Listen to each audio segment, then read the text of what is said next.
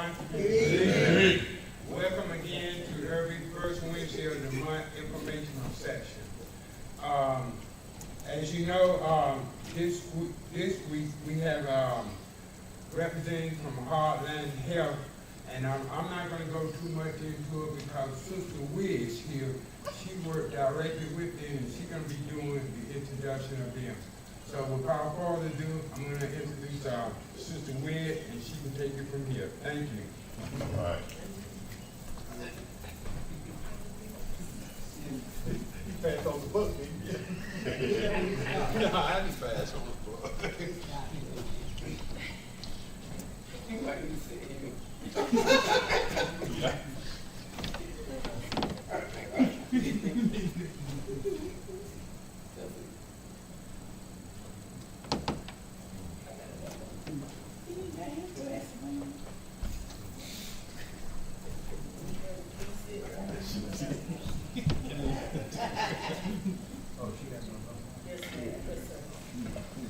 oh shoot, I done touched it.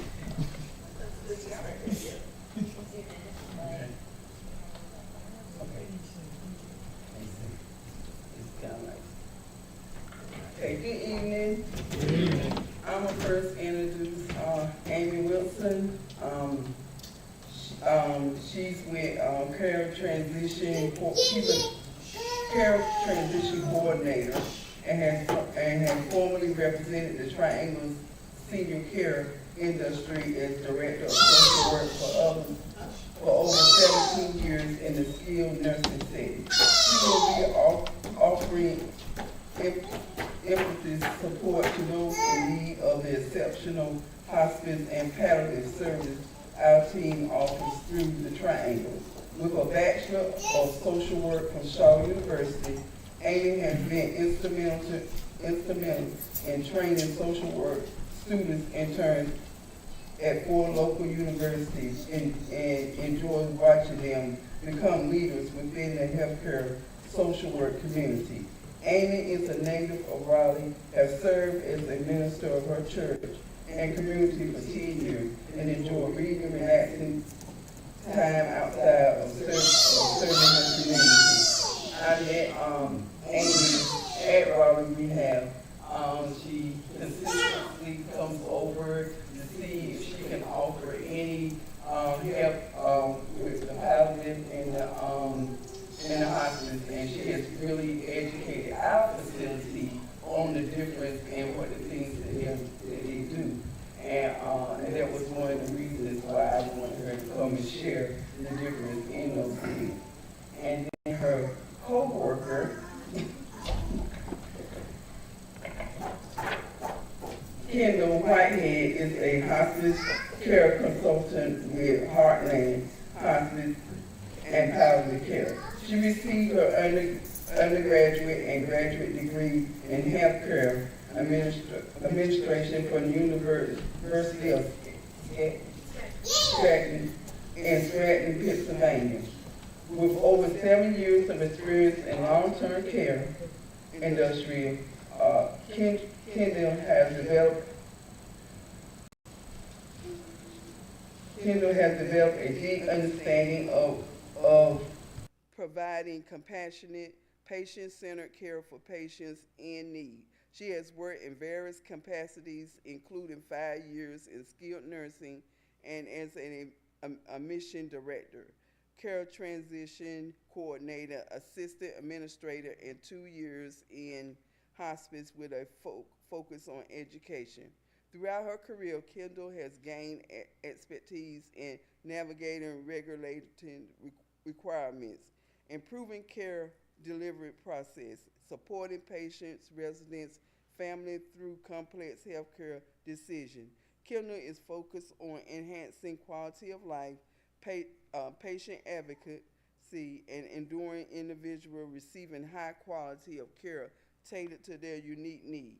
Kendall moved to Apex, North Carolina in 2023, where she is currently residing with her boyfriend, cat, and dog. In addition to her professional role, Kendall is an avid runner who finds balance and energy regularly long regularly long runs. She enjoys exploring the natural beauty of North Carolina and embracing in the active, healthcare, health conscious lifestyle. And that and I actually see Kendall more than I see Amy. But they work so well together, and I count it as a privilege and an honor for them to come here this evening and talk to us.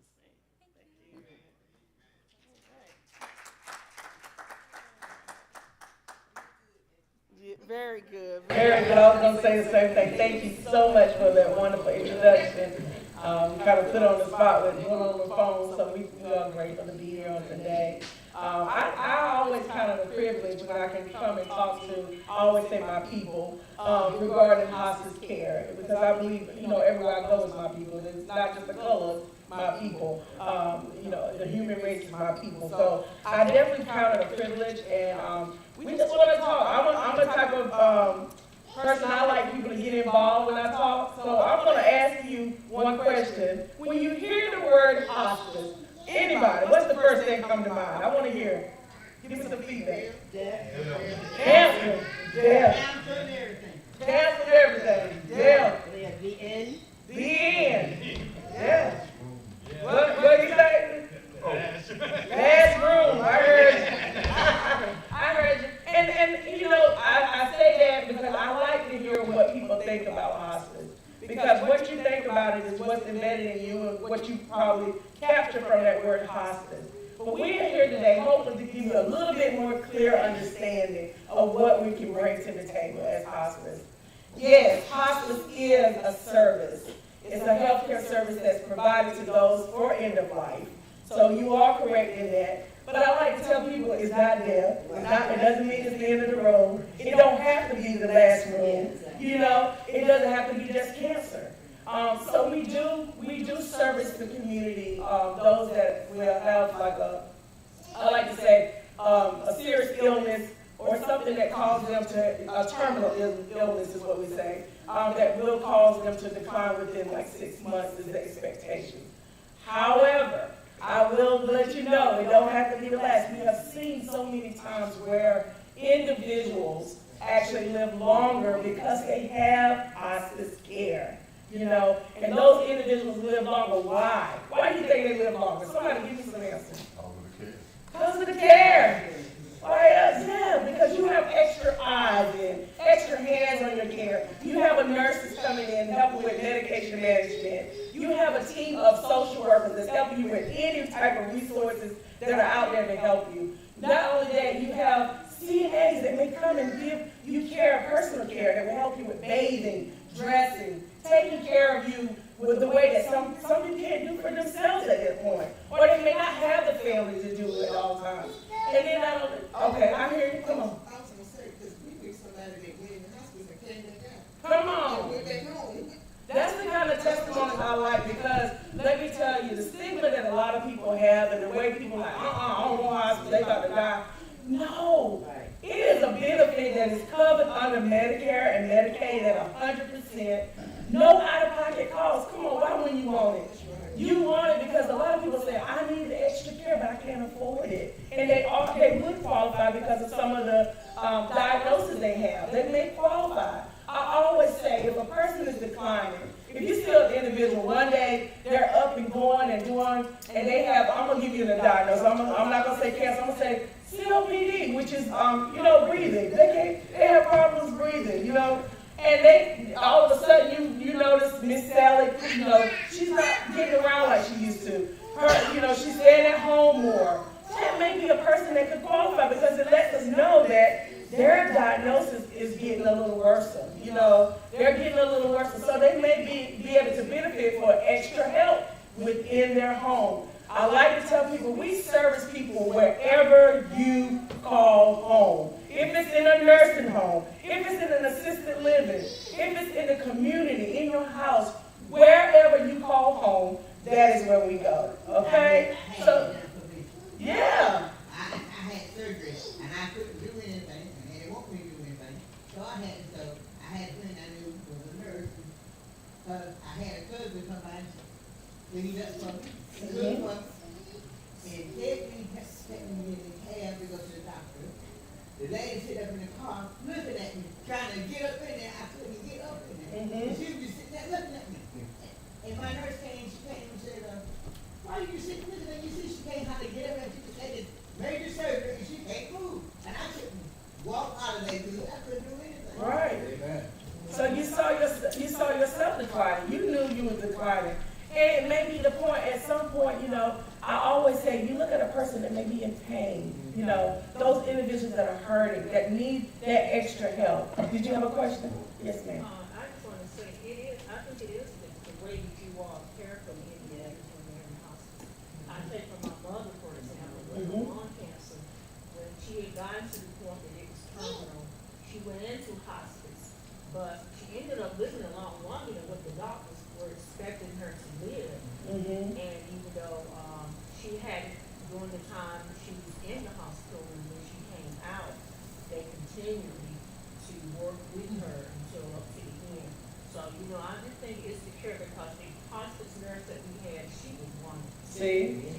I love those stories. And that is up to us. I always say testify because we know something about testify. It's up to us to share that news to other people that don't know it. You know, because a lot of people, like I said, unfortunately, in the African American community, and I will talk about our community, we wait until the last minute sometimes. So when a person does get on hospice, yeah, it'd be in the last room because we wait so late. But there's so much wealth and benefits in getting on earlier than waiting so late. You know, because you get the advantage of using the services, getting, you know, we provide like all of the supplies that they need in their home. Most of them are supplied at 100%. There's no out-of-pocket cost of diapers and things like that. We provide all of that. Not only that, and you know, if you need a hospital bed, a wheelchair, a walker, bedside commode, all of those things are covered under hospice services. So that's what we can provide, and it's no out-of-pocket cost to you.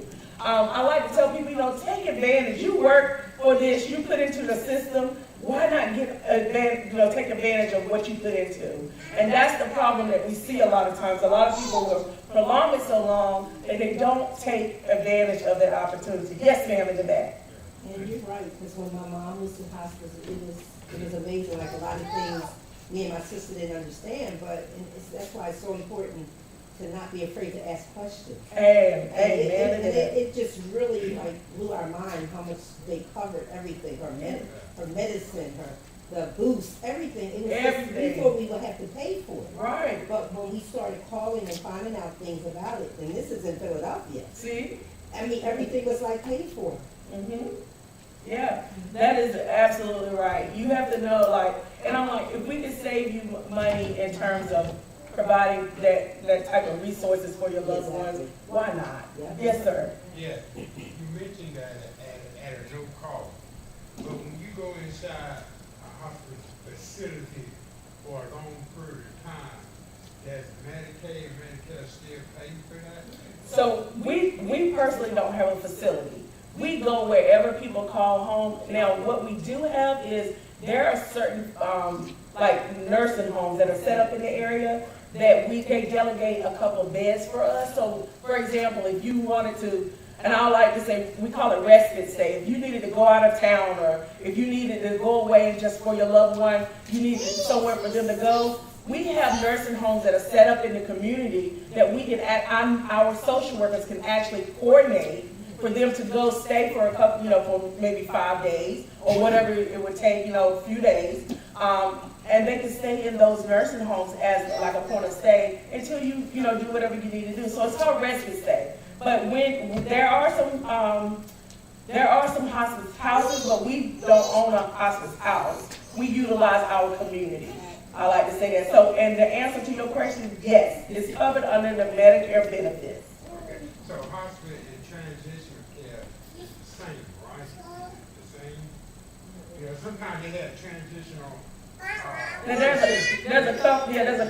a company called Transitions, but we're Heartland Hospice. So we do a lot similar. I like to tell people the difference in their services and ours, because everybody has their little differences are the disciplines that we have. We not only have the nurses, the CNAs, the social workers, the chaplains, we also have therapy. We have a physical therapist that will come in if your loved one is losing like range of motion and need a little bit tweaking. We don't do like skilled services like with Ms. Deborah, but we would come in and help them get their strength back a little bit so that they can function. We always service quality of life. Whatever that person needs to make sure they have the best end of life, that's what we cater to. That's what we cater to. And when you was talking about the equipment, that was one thing I liked too. Yes, ma'am. We was wondering, like, when my mom came out and came home, she wanted to be home to live out her last days. They provided us with the hospital bed, oxygen tank, wheelchair, and all the medication. All the medication. You know, 'cause my dad and I, we was just wondering, if your family, you know, how we gonna pay for all of this? Right. That's right. It's covered. It's covered. I love these testimonies because a lot of people, again, do not take advantage of all the benefits that hospice can provide. And that's why we're here tonight. We're here to share. And hopefully, you know, for those of you that already know and have experienced it, can go out and spread the word. You know, you got somebody sitting at home. Believe it or not, as we're speaking tonight, somebody, your neighbor or somebody sitting at home tonight that can benefit from these services. And they don't know which way to turn, but it's up to you. I believe God assigned all of us, you know, to our hands a task to be helpers of one another. You know, that's what we're put here to be, you know. And even the word of God said, he said, I'll bless you to be a blessing. So the knowledge that you have, it's a blessing to share this information with someone else. Because we want to make sure our community is taken care of. We want to make sure our loved ones are taken care of. And what better way than to give them everything that you know that's going to help them, you know, give them everything. And I love that. So, you know, with the hospice services, like I said, it's a lot of benefits. I wanted to go into like the chaplain part. The chaplain part. I love that because maybe, you know someone that maybe put on the service that need a prayer, needed the scripture, needed just, you know, while they're declining significantly, need someone there. We do have chaplains there that will come in and provide that spiritual aspect of it. And I love that. And not only that, even after they're gone, the bereavement team, our bereavement team, they're there for you. I always tell people, hospice is not just for the individual. It's for the family as well, too. It's for those friends that may be grieving as well, too. So we follow them up to a year or however needed, you know. We do those phone calls. We send those letters just to check on you. So those are things that we do as well, too. Because we're concerned about, we know that, you know, dying is something that nobody, the Bible says a mystery. We can't understand it, but we know one day we all have to do it. So why not do it with dignity and with give your loved ones the best quality of care that you can? We gave my mom that. Yeah. My sister did, my sister was a nurse. Yep. I can go over there and just clean up for them. They did everything. Yeah. Sometimes I said, Yeah. There's no place like home. Yeah. You want to be at home. This probably not good for this year. So who qualifies you to go into hospice? The doctor or? Good question. Those are awesome questions. So technically, people like Kendall and I will get a referral from someone and say, hey, I think somebody do it. That physician takes a look at all of the diagnoses and they will determine whether or not that person is eligible for the services. No, we have physicians on staff that are experts on diagnosis and what qualifies. So our physicians will take a look at it. Now, again, there may be what we call PCP, which is like your primary care physician. They qualify as well too. They may look at it and see your diagnosis and say, hey, yeah, this person is declining. Their disease process is advancing to the point where I feel like they could benefit from hospice services. So yeah, a physician would have to take a look at that and determine eligibility. Yes, sir. Good question. Yes, sir. It was going to be along the same line. What's the first step? Is it through for a loved one to contact you directly? So similar to what? Yep. And our number, you know, if you can't, one of us, of course, we would love for you guys to contact one of us, but if you know, just so you, Heartland, the 800 number, you look us up, and that would be ideally, you know, the contact, and, you know, if you have someone that you feel like take a look. I always say, if you don't know for sure, let us take a look. Let us take a look. That's what our nurses are expert at. That's what our physicians are experts at. They will come and take a look, head to toe. We call them assessments, head to toe. And so they would come and see if that individual indeed does qualify. And you'd be surprised. You might say, well, I don't think they're quite there, but who knows? Who knows? Once they do the blood work and look at all the lab work and stuff, you never know. That individual may be eligible for the services. And like I said, it's not no cost for them. It's a benefit. It's a benefit. Yes, sir. Good question. Thank you. Before you go to the hospital, you offer palliative care? Sometimes. And I'm going to let my co-worker go a little bit on the palliative care and what Deborah was asking. I wanted to just hit her on hospice because I believe that, like I said, a lot of times that's our primary, because you get the whole team with hospice. That's the difference. And she'll kind of share a little bit about that. But I feel like, you need all of those disciplines in order to, get the care that you want in the home or wherever you call home. Yes, sir. Say for example, if your husband and wife both was terminally ill and both of them go on that. Absolutely. Good question. If a husband, the question he had was, say for example, if a husband and a wife both are declining, could they be eligible for the service? And the answer is absolutely. We have that more often than you would ever think. We have it. Sometimes we'll go out for one, and we see that the other person is just as bad or struggling just as bad health-wise, and we end up picking up both of those individuals and providing care. So yes, sir, that's a good question. But again, the key difference between Heartland and transitional care is you'll come to the home and sort of set the home up as home hospice. Right. So, well, and transitions does the same thing too. They just do have and I'm gonna be honest with you, because I work as a social worker, I was on the other side and I work with both entities like Heartland and transitions. The only difference with transitions at hospice, they typically try to triage and send back to the community. So it's not like they want you to stay there forever. Sometimes people end up dying there, but technically they go in, they try to triage enough to get them stable to return back to the community. We just do that type of services within like facilities. So it's the same concept. You just get put in a facility that's near you, which is even better. Instead of going to one location, we have multiple locations around the area that you can actually send your loved ones to that have a couple of beds that we are, entitled to. But that comes through you. So again, Yes. we'll use Raleigh Rehab, right? So, but that wouldn't, you would still go through Heartland, not through Raleigh Rehab. So Right. If the loved one is at Raleigh Rehab, Deborah and the social workers will give us a referral. But if they're not there, they just come straight to Heartland. Yes. If they're in the community, come straight to Heartland, and we can provide that care. And I always say, a conversation hurts no one, y'all. If you know someone you got in your mind, a simple conversation, sit down and talk just like we're talking tonight. This is basically what I do with my loved ones or the people that you refer to. Yes, sir. One more question. Do y'all have something like a short term and a long term? How long do y'all meet with individuals in that house? That's a good question, Bob. You got good questions, and I love it. He asked, how long can you be there? How long will I service? But let me tell you what happened. We do say the quote, and I'm sure you heard, 6 months or less. However, there are times where our doctors go in and they do another assessment to determine whether or not that individual, say for example, if they go that 6 months and they're still living, they do another assessment. They see if they're eligible and they're still qualified for the services, and they'll reinstate that individual for a longer period of time. I am a living witness. Just about a year ago, my grandmother, I put her on hospice, 98 years old, and I like to tell the story.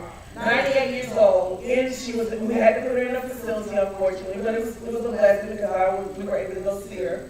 However, she came with COVID and all the things that was going on. She kept catching her off and on. But because our staff was inside the building providing the care, I know without a shadow of a doubt, with the help of God first, and the help that we gave her, she lived an entire year and some change on hospice services. So I'm here to tell you that 98 years old, all of the stuff going on that she had going on, I know because of those extra eyes and hands and medication management that was providing the services. So, yes, if they see that you still qualify and you're declining and need that services, you can still continue on the services. Yes, sir. Good question. Anybody else? One more question. Yes, sir. I know that you have to qualify, but what happens if it's someone that never worked before? Okay. Can they still be qualified? Yes. The answer is absolutely. There are certain people that don't have Medicaid or Medicare. We do pro bono. We have had some what we call charity cases that we actually, they would have to go through our supervisors just to, make sure they qualify in the areas of their diagnosis and everything. But a lot of times our supervisors, they'll actually take those cases and provide care. We just want to make sure that people have been taken care of, dog. That's what a hospice is all about, give the services. Yeah, your age range. Ooh, that's a good question. He asked, is there an age range? I will say, we don't do children. Our services don't do children, which, you might think, why would you just, but there are children that go on hospice too, for whatever reasons, they may be declining.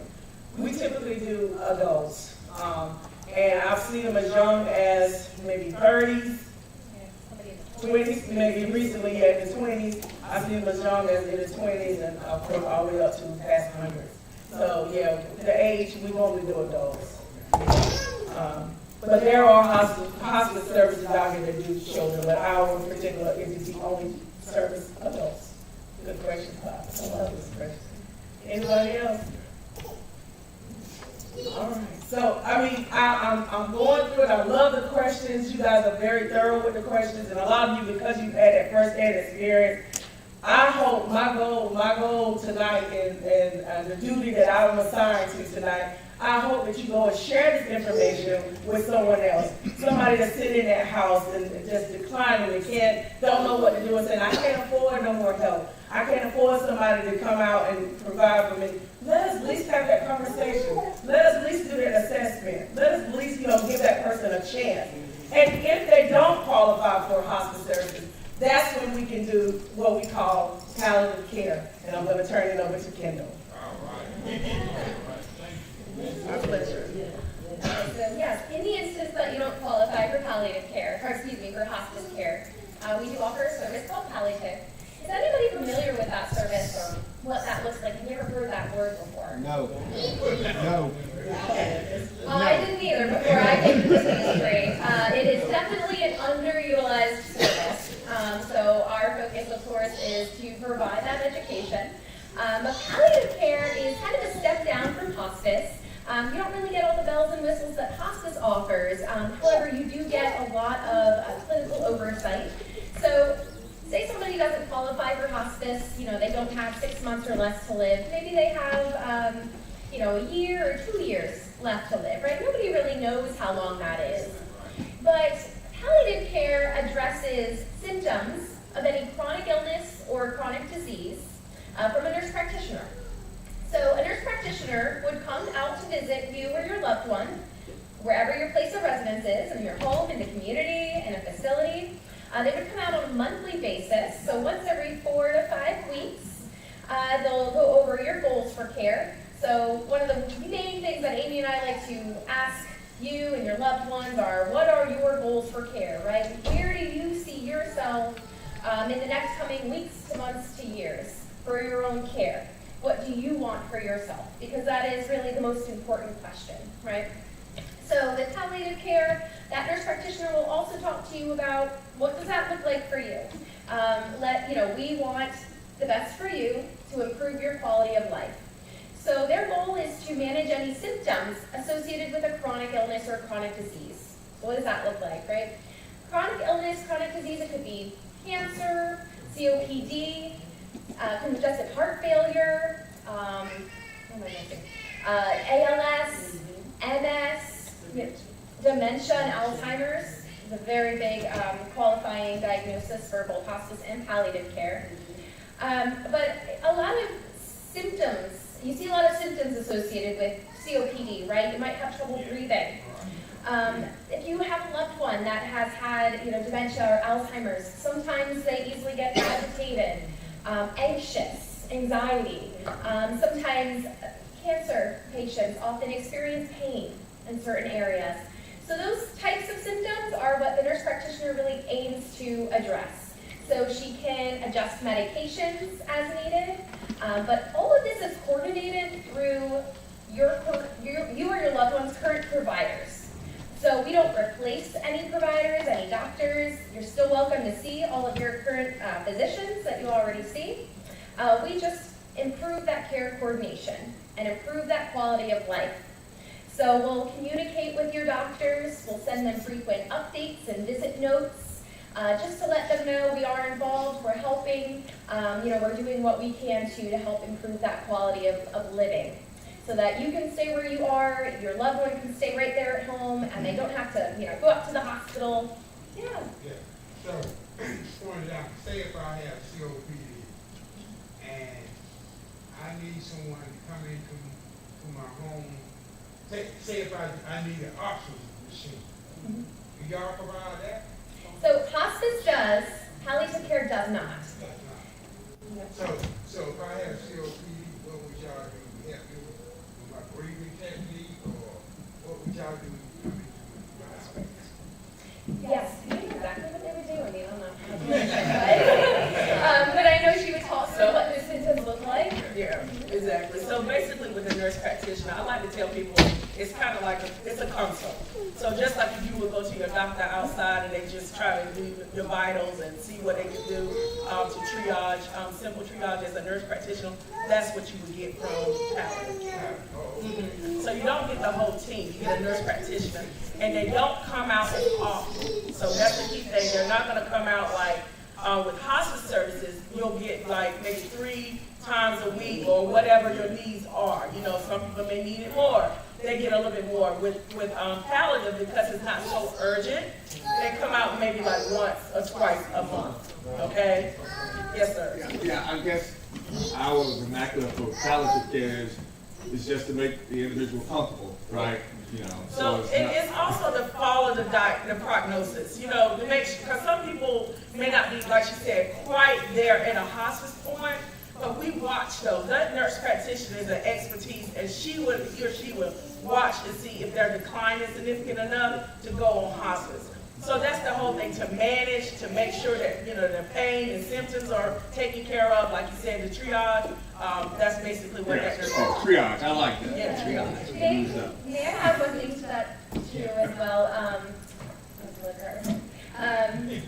So we do have a 24/7 triage line that you're always welcome to call into as well. We have a palliative nurse that can come out, but usually these are not more urgent situations. So if you're having that urgent situation, we always recommend, if it can't wait, call 911. But we'll notice, if there's any decline from visit to visit, we'll make sure that's noted. We'll have a very frank and open conversation with you and your loved one to let you know what we're seeing. Yes, go ahead. So maybe there's some other questions here. Do Medicare also? Good question. Yeah. So palliative care, it is covered under Medicare. It's covered under your commercial insurance, whatever your primary insurance is. And now there is typically a copay associated with palliative care visits. So just like you'd be going to your specialist or your oncologist, whatever that looks like for you. If you have a $25 copay at a doctor's office, typically what your copay would be for the palliative visits as well. But it is covered. We would need an authorization through insurance. Okay. I went to a doctor, and my doctor sent me to a specialist, right? So they said, my back is messed up, they said, oh, I don't like everything. They good and said, my neck and all this. Then they turned around and told my children that I have early stages of Alzheimer's. I thought if I had all of that, I remember to get up, clean myself up, and go to work. I don't remember none of that. I don't remember none of that. I thought I could have my kids. I don't have that. I just heard my I really do. What's the question? I just say, a lot of times, with our physicians, and this is just speaking on the terms that you know yourself, your family knows yourself better than a lot of the physicians that come in and see you every now and then. So yes, sometimes you do have to advocate for yourself in terms of what you know you have. But again, it's always good to have that information, so you can kind of like, give the family a heads up if there is something that's triggering in your body, that's starting to come. And early, hey, with age, I think everybody's gonna have a little early dementia, because we all get forgetful. I mean, that's just being honest. So, I don't think that was bad. Let me ask you, you all call our insurance company? Oh, yes. And we have it. Good question. No, we would verify all the insurance benefits, we would work with the insurance company, we would obtain everything we need to move forward with a visit for you, so you don't lift the finger. That's it. That's right. So palliative care, this is more or less like on a hospice basis, more or less, in the facility. No, we come again wherever you call home. We can come to your house, we can come to the facility. We like to use, I'm gonna be honest with you, with the reason Deborah said earlier, a lot of times because it softens, I almost say softens the blow for people that have that stigma of hospice, sometimes we'll start the family on palliative just to kind of like let them see where their person is at, and also it will ease into the hospice services as needed and if eligible, if that makes sense. So a lot of times palliative end up turning into hospice services. Not a lot of times that's what ended up happening because of the prognosis continue to decline. So would they have to go through the palliative care First, no, absolutely not.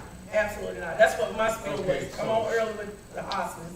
If you eligible, that's the best thing because you can get a team. You get a team of people to help out versus that nurse practitioner coming in every now and then, especially if you're eligible for the services. Right. Get all this that you can get. So I'm getting this right here, that you would, what you seen for your visits, for them going, right, it would be your recommendation whether they need to go even further, right? Correct. Okay, now I got that. Yep, we can always recommend, but again, sometimes talking to families, they be like, I'm not ready for hospice yet. And Deborah, I know you hear that a lot, because as a social worker, I used to always be like, it doesn't mean, but again, they're my friend. We'll do palliative, but I don't want hospice. And it's just because they feel like it's giving up, that's the end, my loved one gonna die. All of those things that we heard, about negative things about hospice, they just ain't ready to hear that word yet. So Another reason somebody might go on to palliative too is if they're still receiving chemo treatments or aggressive therapies, physical therapy, rehab with Deborah. If you're not ready to stop that treatment, then that's when would be a good opportunity to sign on to palliative care. And then once you decide I'm done with dialysis or radiation or chemo, that's when it would be time for hospice. yeah. I said, I'm glad you said that because I know for myself, with my mom, when they was first talking about hospice, I didn't want her to go into hospice. So that's what I thought it was like. Okay, she's at the end. Yeah. But as that nurse worked with her and everything in the services, it was really beautiful. Like I said, she was a wonderful person. And then I can understand a little bit more if she really needed that care. Yeah. It keeps them from struggling. I always say it keeps them from struggling. You watch a loved one struggle from just the disease process declining. We there with help with medication management, make sure they're not in pain, make sure, and I love the part to say, always remember, no matter what kind of care your loved ones are getting, you're always in control of that. And I say that because even with hospice, there may be things that the nurse come out to offer, but you can say yes or no. We listen to that, you still driving it. You still driving the care of your loved ones. So that's a good thing too. Do you have a question? So when does palliative care come into effect? Like, when can you actually use it? So Like for a typically, person that's in the hospital and leaving the hospital? so there's really no particular time, right? It's typically we say at the start of the disease process, right?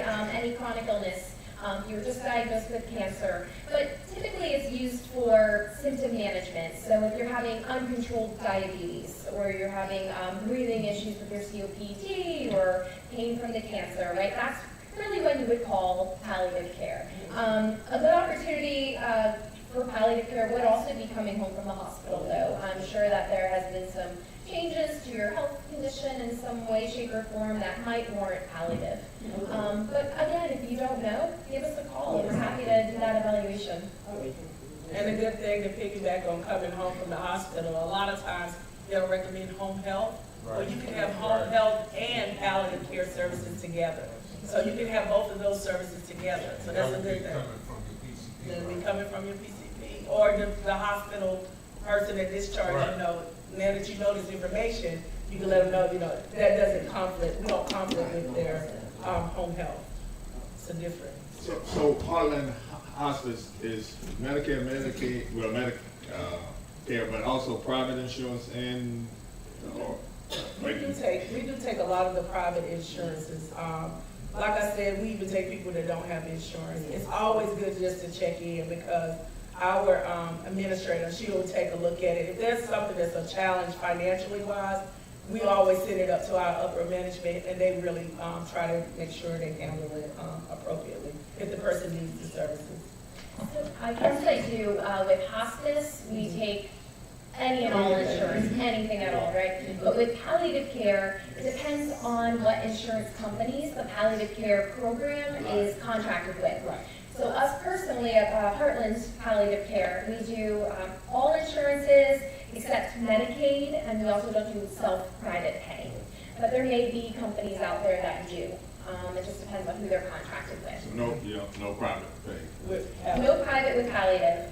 No private with hospice either, but that would be more of a charity care case. This is my last question.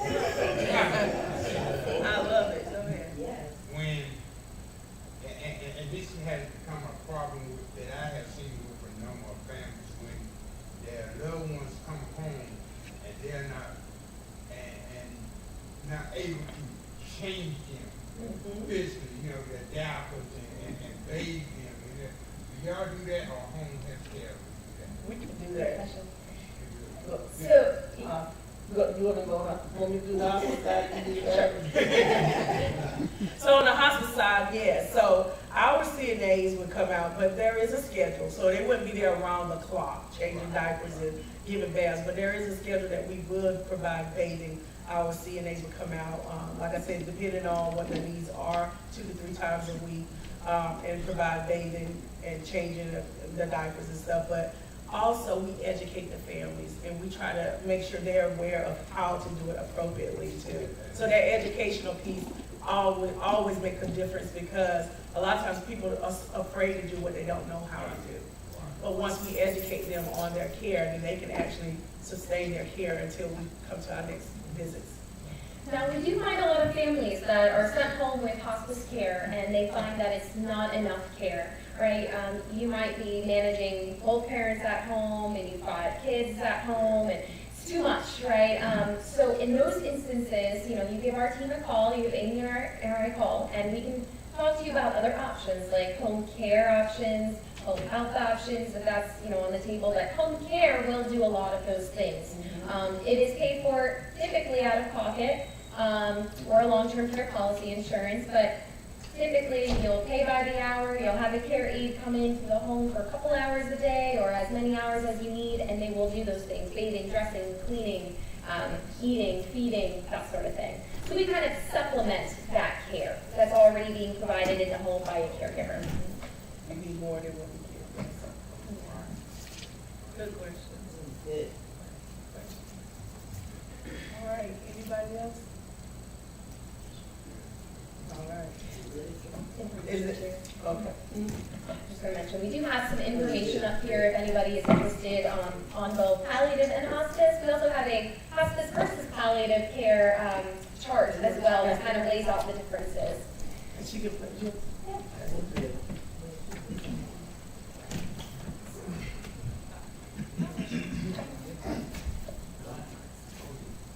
I want to ask the question while she's getting the information. I always like to recap and just see, is there anybody that learned anything new that they didn't know? Okay. Awesome. That's what I like to hear because, you know, knowledge is power, and not only that, you know, it's good to share. Like I said, it's always good to share. When you know what you're talking about, you know, you let somebody else know as well too.